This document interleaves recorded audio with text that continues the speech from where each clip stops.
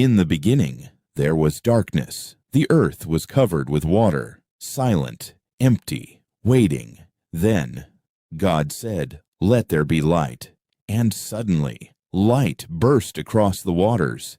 Day was born, night was separated, and the world began to change. But before the earth, before the sun, the moon, and the stars, God made beings like Himself, glorious, shining, heavenly beings.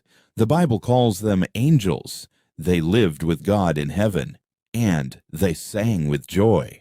The first angel God made was very special. He was God's first son. He worked beside his Father. Together, they created the stars. They formed the sun. They shaped the moon. And they prepared the earth. At first, the earth was only water, but God was not finished. He caused land to rise from the sea. Mountains stood tall. Valleys were formed. Rivers began to flow. Still, the earth was empty. No trees, no flowers, no animals. It was waiting for life.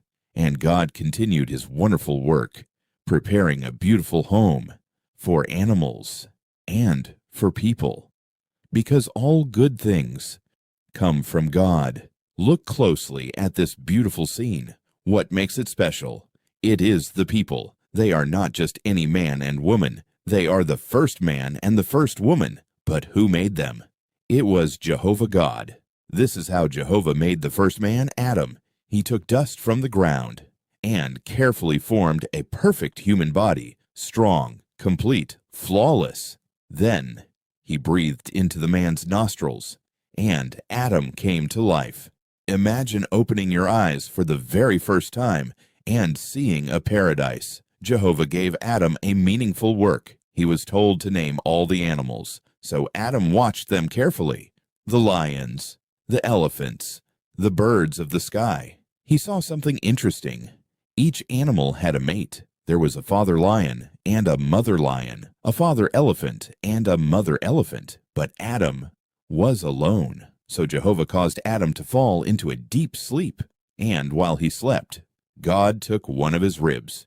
From that rib, Jehovah formed a woman. When Adam awoke, he saw her. At last, someone like him. She was called Eve. Imagine their joy, living in the beautiful Garden of Eden, surrounded by peace, with the promise of life forever. Jehovah wanted them to fill the earth, to make the whole world as beautiful as that garden. What happiness they must have felt. Would you have liked to live there? But something changed. Their happiness did not last. One day, a voice spoke. It came from a snake, but snakes do not talk. Someone else was behind it. One of God's angels had become proud. He wanted power. He wanted to be obeyed. This rebellious angel used the snake to speak to Eve. He told her she would not die, that she would become like God. She believed him. She took the fruit that God had forbidden, and she ate. Then Adam ate too. They chose to disobey. And because of that choice, they lost their beautiful home. They were sent out of the Garden of Eden. Paradise was gone.